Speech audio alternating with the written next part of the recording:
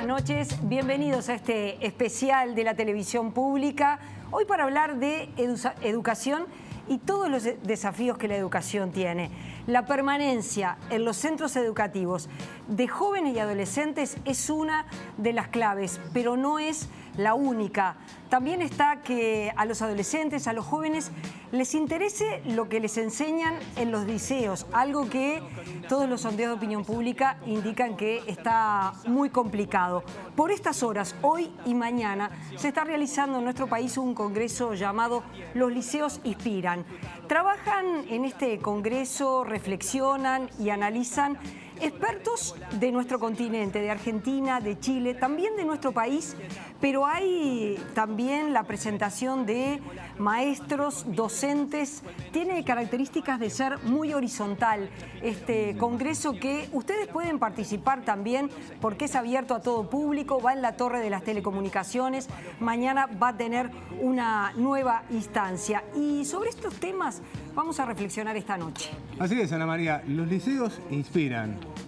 Buscamos inspirar a todos aquellos estudiantes que de alguna manera sienten que en su momento no están representados en lo que están recibiendo, que necesitan otra cosa, pero también nos vamos a preguntar, ¿es posible que haya una educación para cada estudiante? Entre otras cosas, vamos a estar consultando no solo autoridades de la educación secundaria en nuestro país, donde el problema de la deserción importa mucho. Vamos a estar consultando también a docentes e investigadores del extranjero para compartir experiencias, para tener una idea de por dónde se puede ir, por más que siempre tenemos claro que las experiencias no son todas transmutables, no todas pueden traerse y ponerse de manifiesto de la misma manera que en los lugares donde se originan. Pero hay una versión que puede ser uruguaya y vamos a estar analizando ese tema de aquí en más. Lo que ahora les presentamos es a ustedes que conozcan qué significa que los liceos inspiran.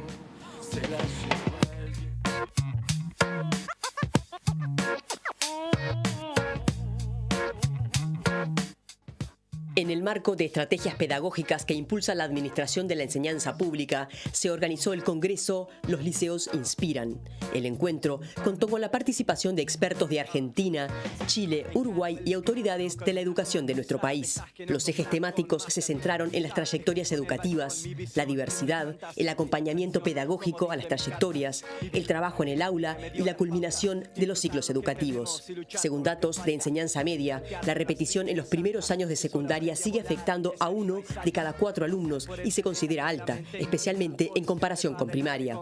En tanto, el egreso de la enseñanza media superior en 2016 fue cercano al 42% en los jóvenes de 24 a 29 años y del 39% entre los jóvenes de 21 a 23 años. El Comité de los Derechos del Niño de Naciones Unidas consideró que en Uruguay la universalización del egreso de educación media es una de las metas hacia las que se ha avanzado muy lentamente.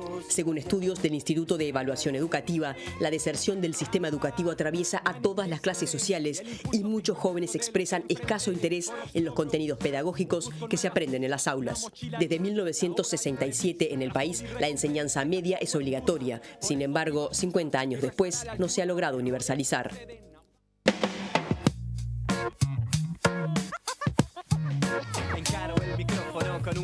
Y nos preguntamos si la igualdad puede representar desigualdad en educación.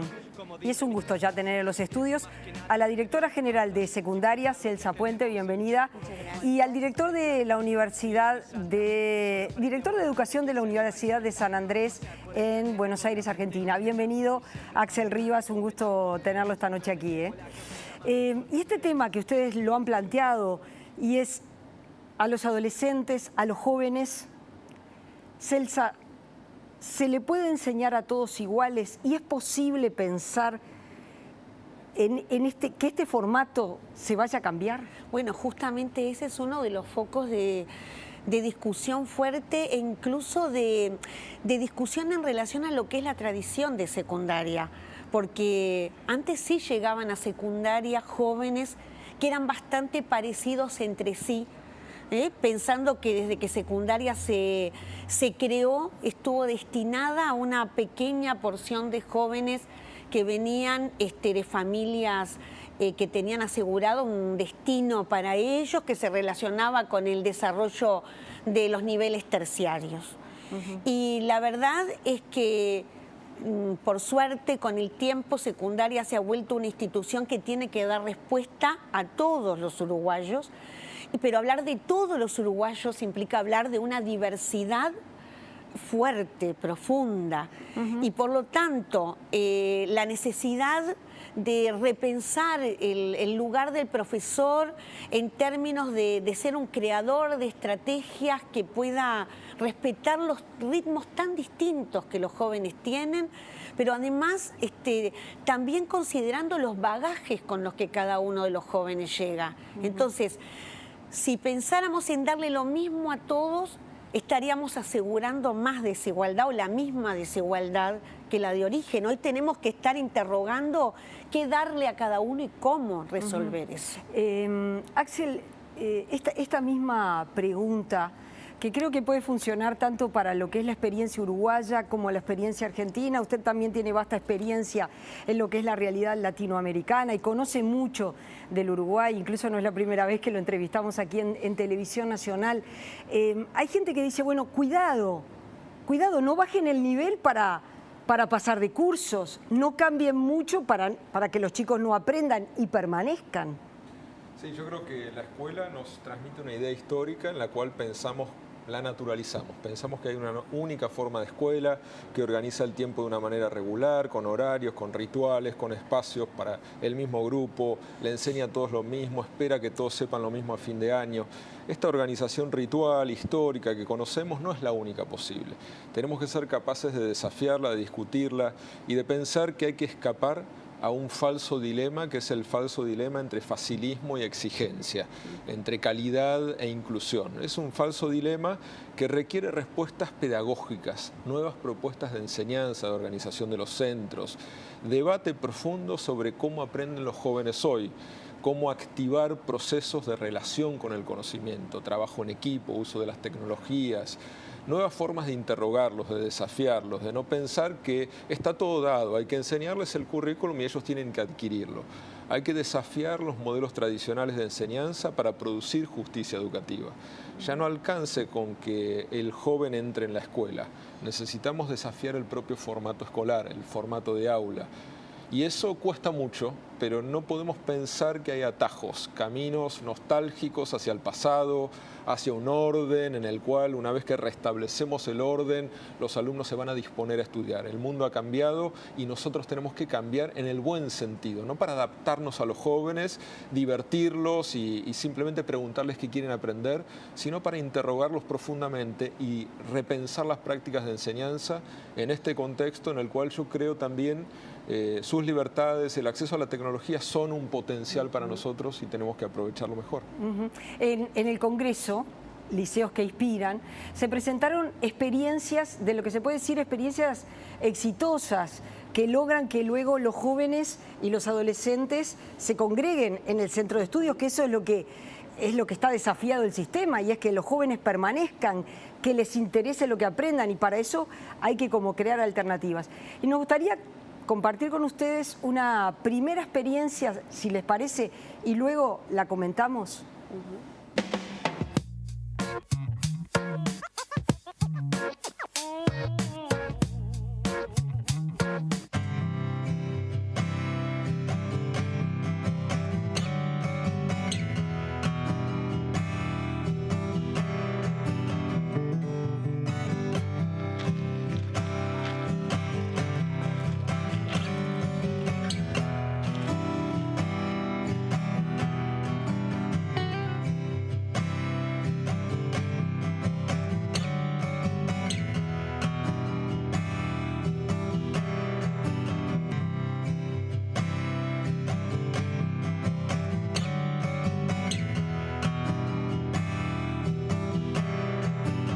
Entonces con la gurizada nosotros hablaba ya de camperiada, de, no sé, algún chiste de campero o algo, todo ya de campo.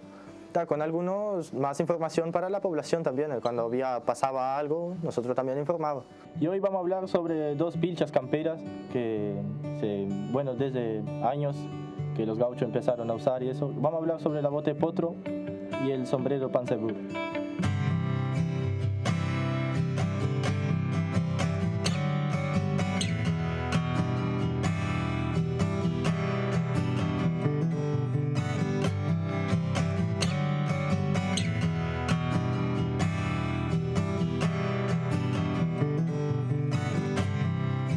La radio sería, no sé, mi segunda casa, porque pienso en mi familia y todo, pero al mismo tiempo la radio fue lo que me dio me abrió varias puertas y lo que me dio la oportunidad de yo poder estar hoy enfrente de la cámara, que nunca pensé que iba a pasar eso.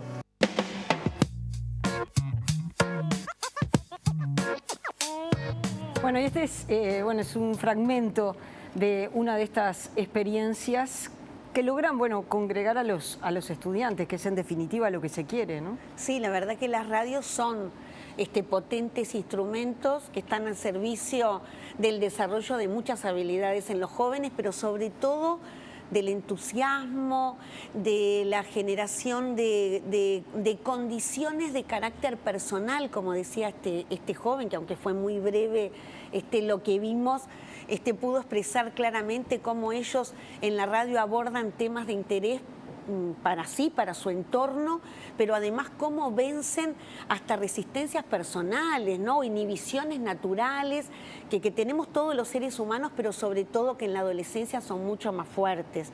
Nosotros tenemos muchos liceos que tienen radios, que cumplen una función comunicacional en el entorno, pero además son potentes herramientas pedagógicas en la medida en que son espacios de desarrollo de la lengua. Los jóvenes tienen que crear un guión, tienen que definir un tema entre todos, crear el guión, de llevar adelante ese programa, tomar decisiones en cuanto a qué hacer en ese tiempo de intercambio que tienen, de llegada que tienen al público, digamos, y hay un sinfín de cuestiones que se juegan en eso y cómo enriquece la tarea educativa contar con una posibilidad de este tipo. En parte, cuando Axel hablaba de interpelar el formato de la escuela, tiene que ver con abrir las puertas a estas posibilidades. La radio es un ejemplo, pero no es el único, ¿verdad?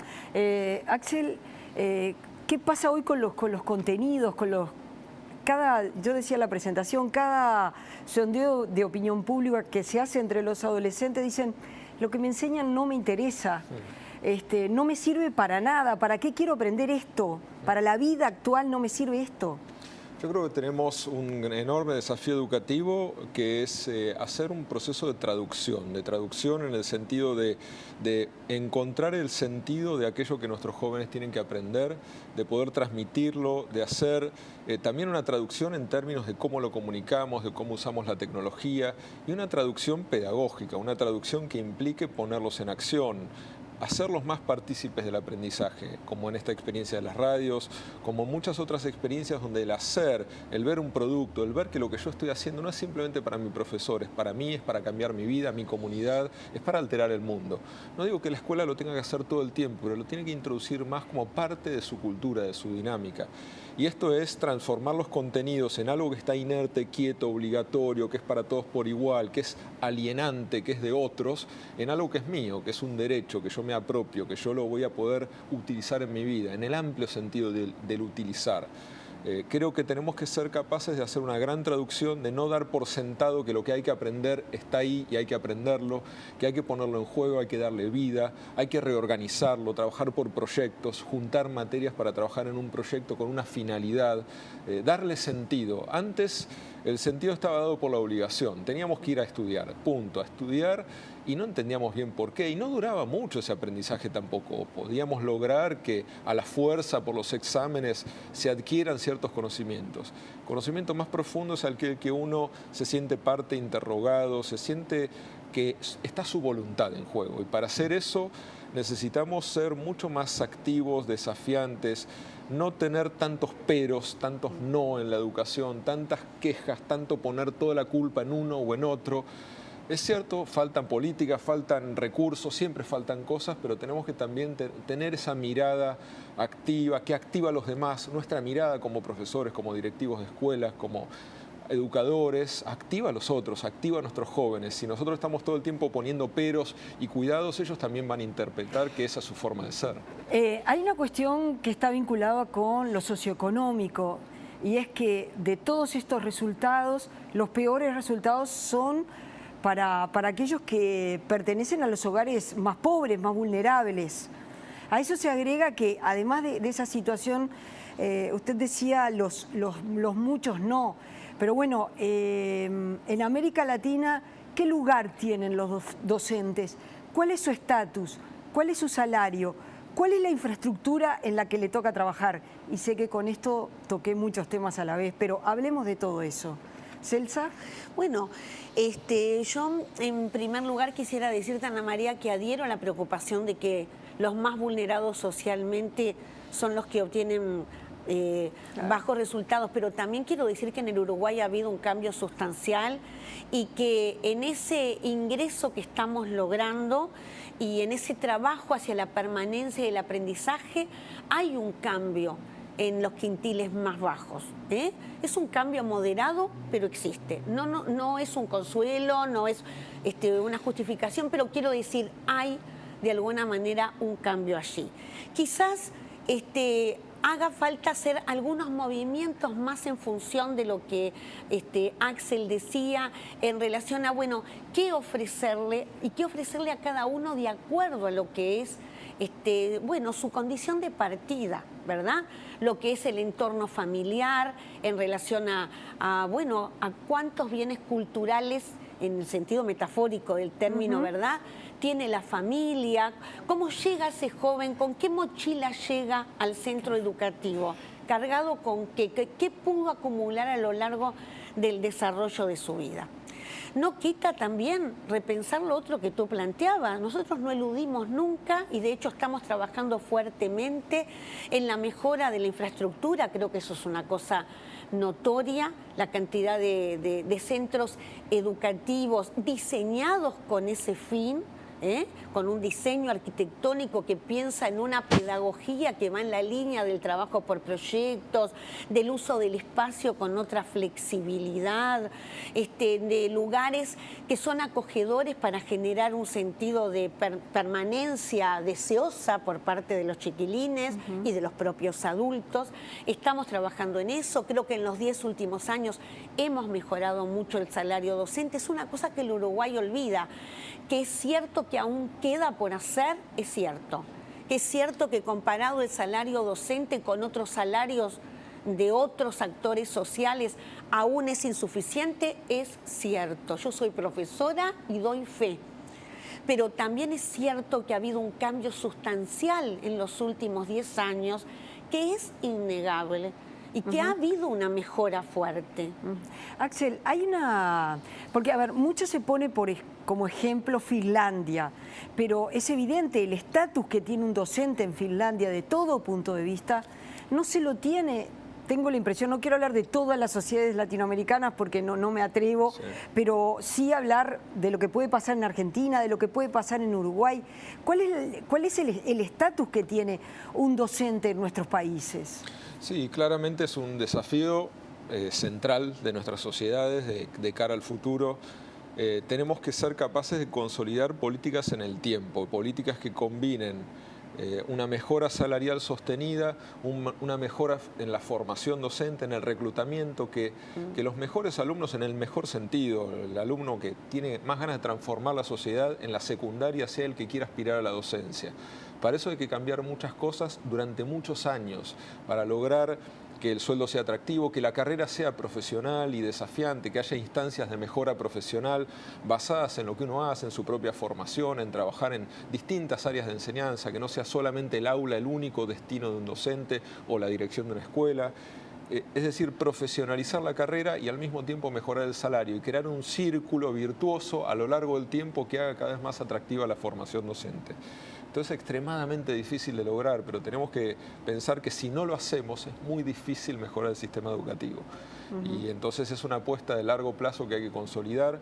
Algunos de nuestros países lo han hecho y creo que tenemos que encontrar el rumbo de largo plazo para pensar que no hay estrategias que nos puedan sacar del dilema de cómo hacer que la docencia sea una profesión muy buscada y muy desafiante en nuestros países. Y además consolidar otras políticas para vencer las desigualdades. Creo que Uruguay es un ejemplo en su política de conectividad y de equipamiento con el Plan Ceibal, que ha logrado reducir la brecha social como ningún otro país de América Latina en el acceso a la tecnología a través de la educación. Y es otra vía que tenemos que potenciar mucho más porque es un mundo que vive en la tecnología. El sistema educativo tiene que ser un actor que en primer lugar enfrente las desigualdades y lo haga con mucho contenido, no solamente con la infraestructura. Dentro de estas experiencias vamos a compartir otras para que ustedes vean algunos liceos cómo inspiran.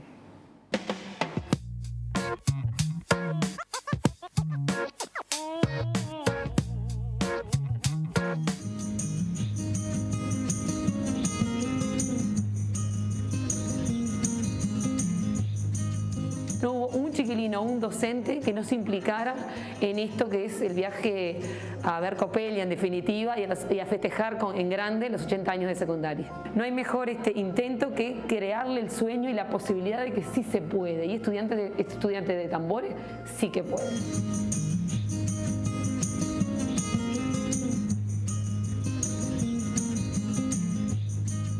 El liceo no es solo venir a estudiar y quedarte con eso lo que te dice el profesor, sino aplicarlo en tu vida también.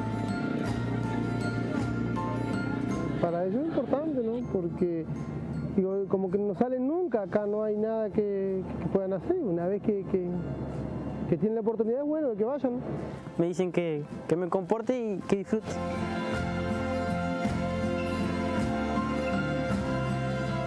Hicimos una cantidad de eventos que fue desde hacer caminatos de bola y de juegos. Se vendió tortas fritas, chocolate, hacemos cantina. La comunidad entera colaboró con nosotros. Está bueno porque lo financiamos casi todos nosotros.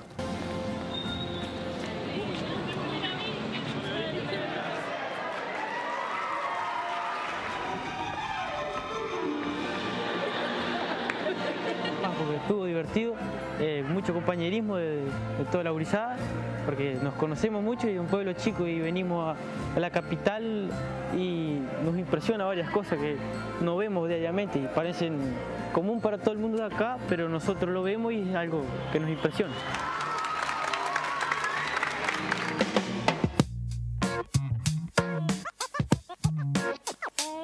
Celsa, ¿y las experiencias en el interior suelen ser más fructíferas que en Montevideo? En Montevideo, en la capital, ¿cuesta más?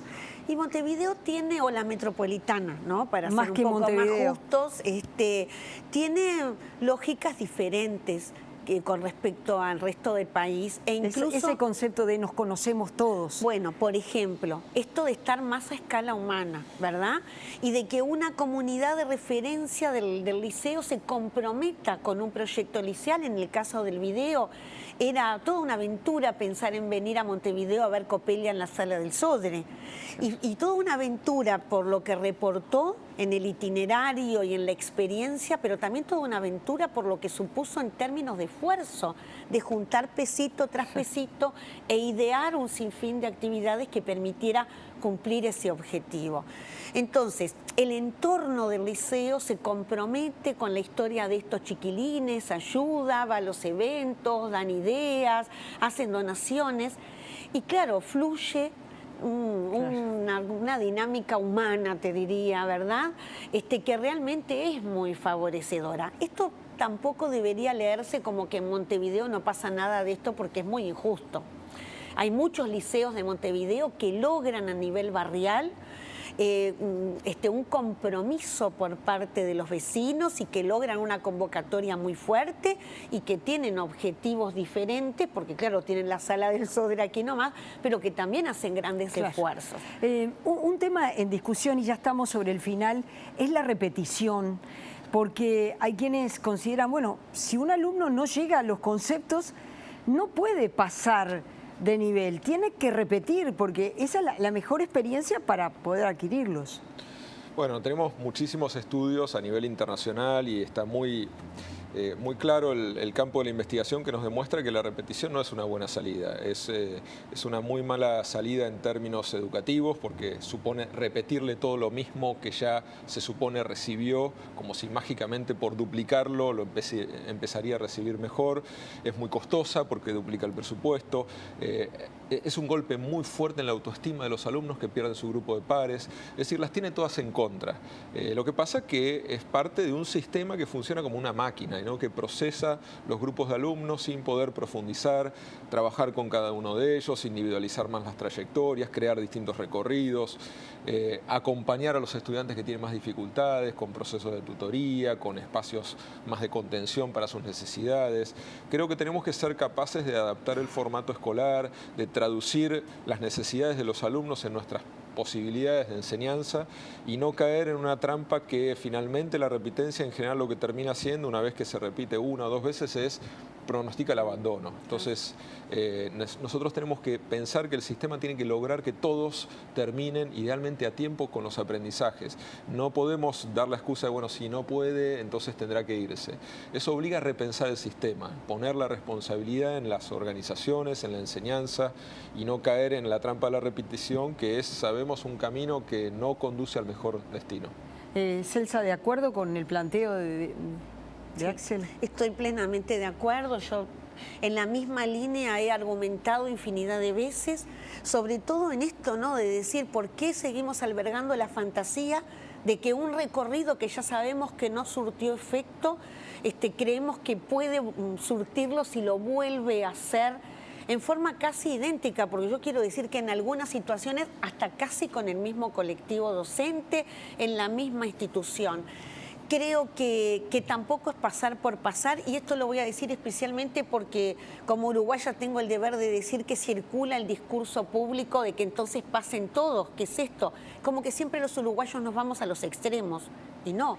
Es pensar cómo problematizamos sobre esta situación, cómo generamos alternativas a la repetición que nos permitan asegurar los aprendizajes de los jóvenes, respetando sus ritmos, sus tiempos, qué dispositivos podemos armar que sean, digamos, buenos como para asegurarnos que ese chiquilín al terminar el recorrido del ciclo educativo va a cumplir con las condiciones de desarrollo que nos propusimos todos como sociedad, porque para algo ya tenemos documentos creados donde tenemos bien establecidos qué habilidades, qué saberes, qué procedimientos debe tener incorporados un joven para ser exitoso. Celsa, Axel, gracias a ambos por haber venido esta noche. Ya viene Carlos Rodríguez con la especialista en educación argentina, Inés Aguerrondo. Una pausa, espérennos, volvemos enseguida.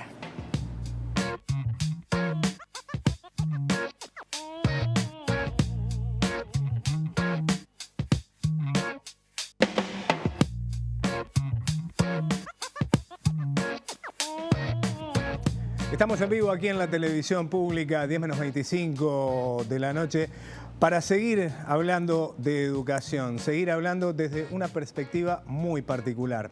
Por eso convocamos a quien es licenciada en educación, a Inés Aguerrondo, una mujer que le ha tocado estar en varios lados del mostrador.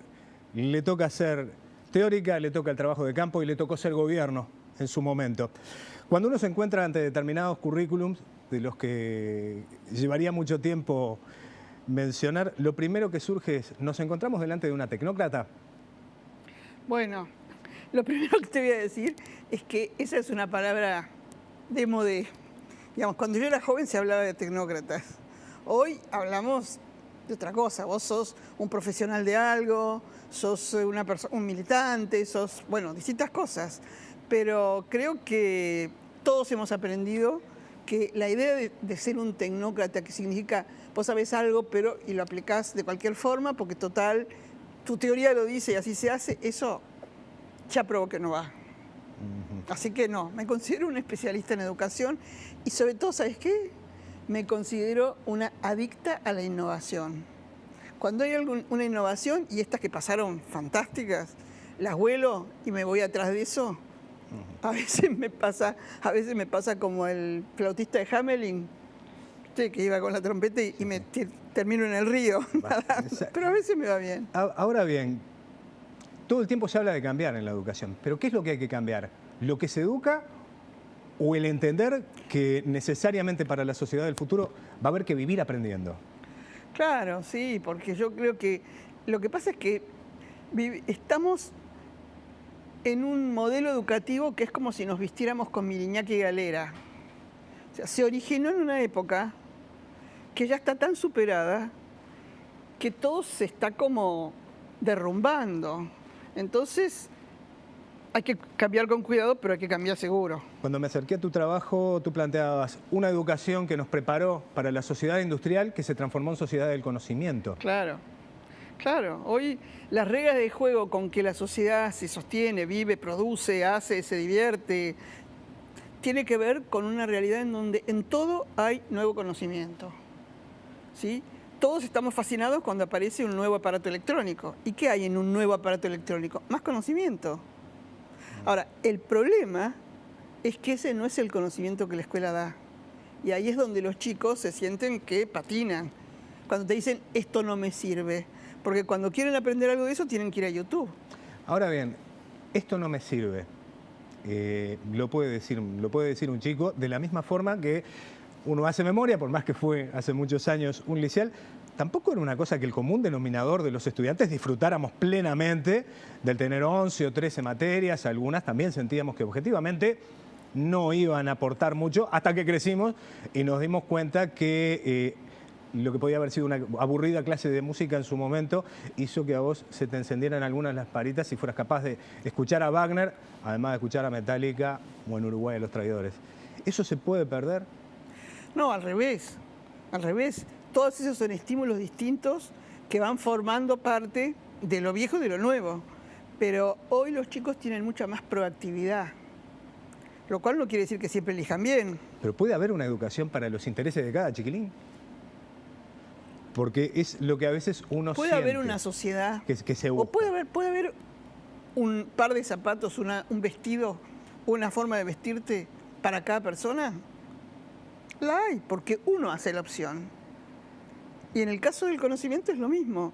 Hay un repertorio de cosas y uno, con esto que vos decías, con el aprender a aprender, uno va como orientando su camino. La crisis de la educación es que sigue creyendo que tenés que tener un único programa para todos los chicos. Y lo que resulta es que haya un conjunto de saberes puestos en exposición, algunos de los cuales son más necesarios que otros, porque son más instrumentales, son más centrales, y los chicos van como optando, van abriéndose a espacios de aprendizaje que no son la escuela, con lo cual complementan lo de la escuela, y ahí está donde cada chico va a tener lo suyo. Ahora bien, el objetivo es que aprendan a aprender, pero ahora nuestro cuerpo docente, ¿lo preparamos para enseñar a que esos chiquilines aprendan a aprender? Bueno, esas son las transiciones normales. Yo siempre me quejaba con mi pediatra porque le decía, cuando nació el bebé y me acostumbré a lo que hacía el bebé, empezó a caminar. Y cuando empecé a darme cuenta que tenía que tener tal cuidado, qué sé yo, ya era grande y iba al colegio. Y cuando terminó siendo un niño, yo ya me adopté que tenía un niño, era un puber. Y siempre me cambia la historia. Le decía, doctor, ¿cómo hago yo con este cambio permanente? Y esto es lo mismo que nos está pasando a nosotros. A la educación en Latinoamérica, claro, le cambiaron las preguntas. Les cambiaron las preguntas y cambió la realidad. Sí, los chicos hoy son mucho más activos, despiertos, y nosotros como adultos estamos formateados de una manera mucho más rígida. Entonces ahí como que no encaja, como que por eso sienten que hay una dificultad y qué sé yo. Es que creemos que educar es que un chico se siente en un banco, que haya un pizarrón y un maestro hablando. Y a mí me parece que sería más interesante si pensáramos que en realidad lo que importa es que el chico aprenda y aprenda a aprender, porque sabemos que hoy lo que le enseña la escuela no va a alcanzar, no porque la escuela sea mala o buena, sino porque el conocimiento corre y se necesita que seguir aprendiendo. Entonces, aprender a aprender es la base de la situación. Mi nieto de 9 años me dice, ¿Vos seguís aprendiendo? ¿Seguís estudiando, abuela? Le digo, vos también a mi edad vas a seguir estudiando, porque si no, no vas a poder hacer nada en la vida. ¿Qué falta particularmente en Latinoamérica? Y apelo a su experiencia, que no solo en la República Argentina, porque usted también trabajó en Ecuador, en un momento en el que el presidente Rafael Correa apeló a profesionales extranjeros para hacer cambios que él consideraba necesarios e impostergables. Sí, sí.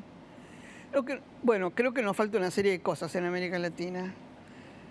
Lo primero que falta es que los que estamos en la posición de pensar todo esto no nos saquemos la ropa del tecnócrata y nos ensuciemos las manos. Lo segundo que falta es que no nos asustemos por plantear soluciones que pueden parecer fuera de lo común, o que pueden parecer ridículas, o que pueden parecer distantes. Pero lo fuera de lo común y lo que puede parecer ridículo genera conflicto. Seguro. Bueno, cualquier cambio nos está pasando en todas nuestras sociedades, en todos los órdenes de las demás cosas que pasan en la sociedad. Tenemos sociedades mucho más conflictivas porque estamos en situaciones de cambios muy drásticos. Y si creemos que vamos a cambiar la educación sin conflicto, somos unos ángeles del cielo. No sabemos lo que pasa. Cambiar la educación en serio es súper conflictivo. Se apela a muchos intereses, toca a mucha gente se siente que pierde cosas, lo cual no quiere decir que entonces nos vamos a quedar sin cambiar. Creo que hay que pensar, hablábamos ayer con un grupo de directores de escuela en Argentina, lo difícil que es gestionar hoy el cambio en las escuelas, porque el director tiene que ser una persona que acompasadamente lleva despacito el cambio, pero tiene que hacer el cambio. Y en esas cosas siempre se presentan conflictos. Quiero hablar contigo de herramientas, algunas que tú defendías mucho, particularmente en una experiencia mexicana, pero te propongo ver cómo a través de las videoconferencias también se puede hacer docencia y fundamentalmente también los alumnos pueden intercambiar en ese nivel horizontal que tanto se reivindica. Seguro. Entre ellos, enseñarse Entre ellos. Como una experiencia válida.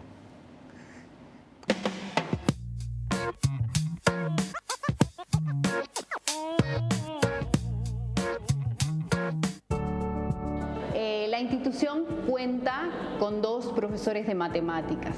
En mayo, la profesora nos anuncia de su embarazo y a los 15 días nos anuncia de su licencia por un embarazo de alto riesgo. Por lo tanto, las horas quedaron vacantes. Quedaron 45 horas vacantes dentro de la institución. Los chiquilines iban a terminar el curso sin profesor de matemática. Iban a terminar con la materia eximida por no haber tenido profesor. Entonces, esto es una oportunidad no solo de que sigan aprendiendo matemática, sino que además sigan aprendiendo otras herramientas, otras estrategias. Es una modalidad diferente de trabajo para ellos. Ellos están acostumbrados a sentarse y que el docente les dé clase y ellos tomen nota. Pero esto es una modalidad distinta. Tenemos 1 hora por semana la videoconferencia. Todos los viernes a las 13:15, de 13:15 a 14, tenemos la videoconferencia. Hola. ¿Cómo están, chiquilines? Durante la semana, ellos tienen todo el tiempo tareas para entregar. Y si terminan con una tarea, tienen otra. Así que es un trabajo constante y del día a día y yo estoy conectada siempre. Por ejemplo, si no te contesta es porque esté muy ocupada, pero siempre toda duda, ella te lo está contestando y está siempre ahí. Ellos también tienen la aplicación para el celular. Pueden trabajar desde el celular o desde la computadora. Los deberes son, ella te manda todos los ejercicios, vos los haces a lápiz y le mandas las fotos y ella te vuelve te subraya con rojo todo lo que esté mal y te felicita cuando las cosas están bien.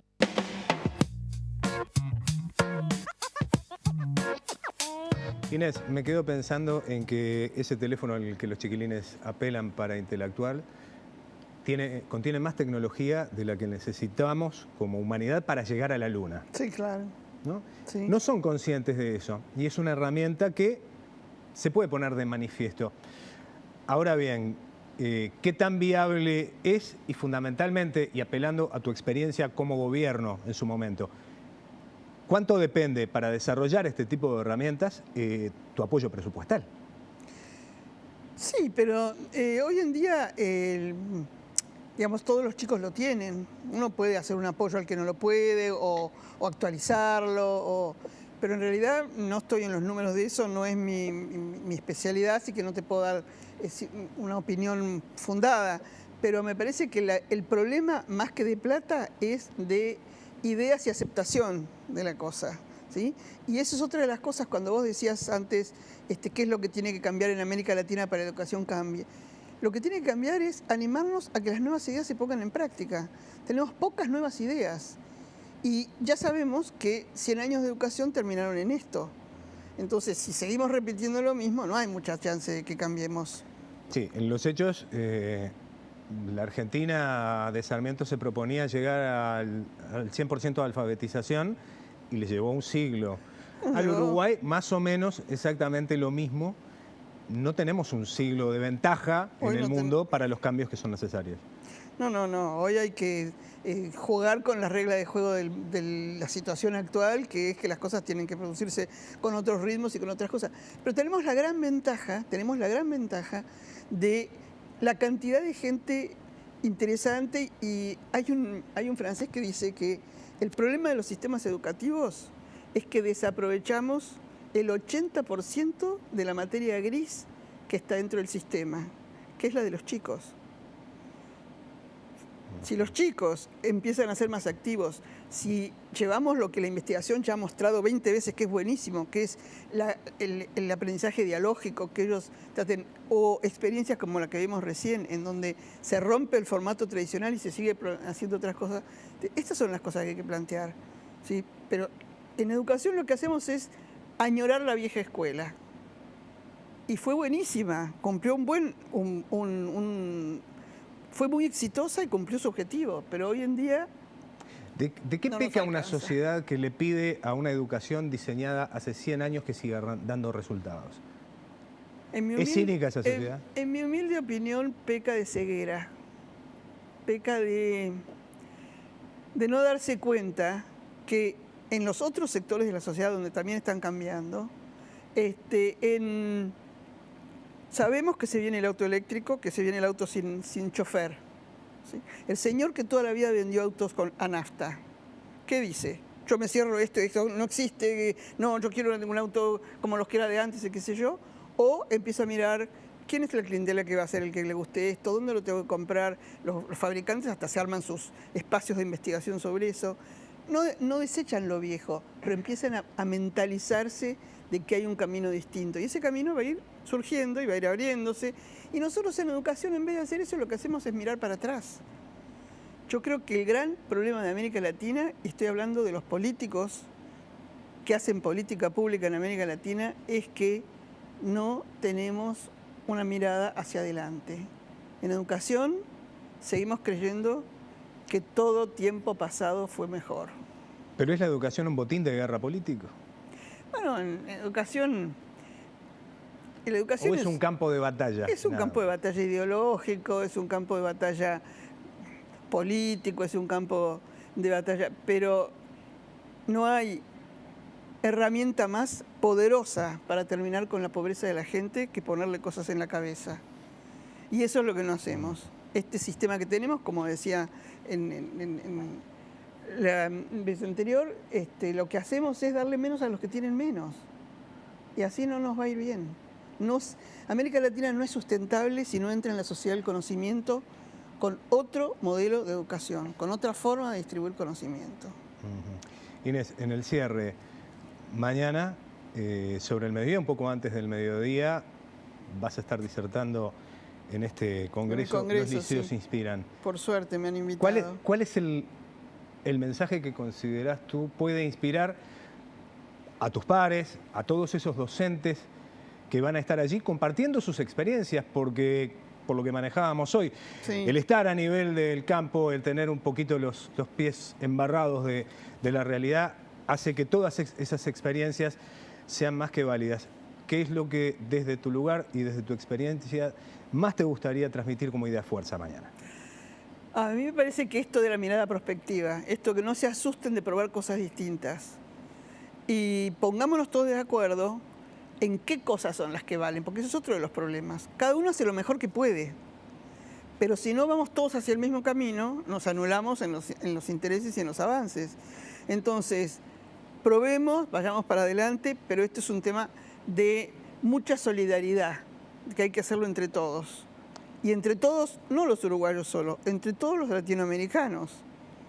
Tenemos que inventar una forma en la cual podamos dar a la gente, a toda nuestra gente, sin diferencia de nacimiento, sin diferencia de sector social donde hayan aparecido, tenemos que poder darles la capacidad de aprender a aprender y los aprendizajes significativos. Esa es la única riqueza que podemos dejar y es lo que la historia nos está enseñando, que es hoy la riqueza de las naciones, lo que la gente tiene en la cabeza.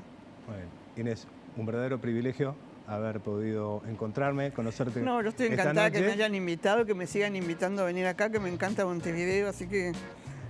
Muy bien, mañana sobre el mediodía entonces en el auditorio de la Torre de las Telecomunicaciones el público va a tener la oportunidad de profundizar en mucho de lo que hemos hablado aquí con Inés. Nosotros seguimos adelante, en instantes cerramos junto a Ana María. Con una sonrisa de esas que no compras con Master ni con Visa. Escribo en el balcón mi visión, entre tantas la ley de atracción, comodín de mis cartas. Mi viejo más que nadie me dio las pautas, disfrutar lo que tenemos.